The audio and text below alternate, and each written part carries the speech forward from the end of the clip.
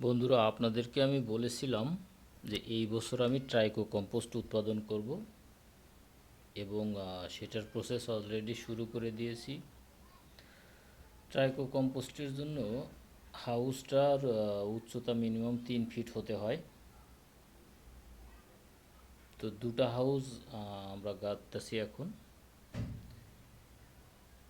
মানে আগের এখানে ভার্মি কম্পোস্টটা উৎপাদন করা হতো, সেই হাউসগুলোর উপরে আরও 2 ফিট করে গাঁথনি দিয়ে 3 ফিট করা হচ্ছে এবং এখানে আমি ট্রাইকো কম্পোস্টটা উৎপাদন করব।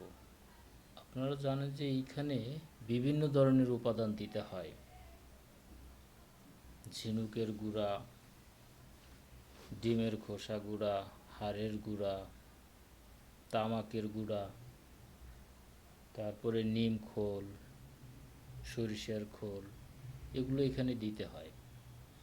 তো আপনাদের দোয়ায় শুরু করেছি, হয়তো বা আগামী 40-45 দিনের মধ্যে এখান থেকে আমি প্রোডাকশান পাবো এবং আপনাদেরকে দিতে পারবো। তো প্রত্যাশা রাখি ভার্মি কম্পোস্টের চেয়ে ট্রাইকো কম্পোস্ট বেশি কাজ করবে, কারণ এখানে 16 থেকে 17টা উপাদান দেওয়া হচ্ছে, যা জমির জন্য খুবই উপযুক্ত। তো বন্ধুরা, সবাই দোয়া রাখবেন আমি যেন আপনাদেরকে খুব উৎকৃষ্ট মানের জৈব সার দিতে পারি এবং আপনারাও যাতে উপকৃত হন। তো আপনারা যারা ট্রাইকো কম্পোস্ট নিবেন বা ক্রয় করবেন, তারা আমাদের সঙ্গে যোগাযোগ করতে পারেন।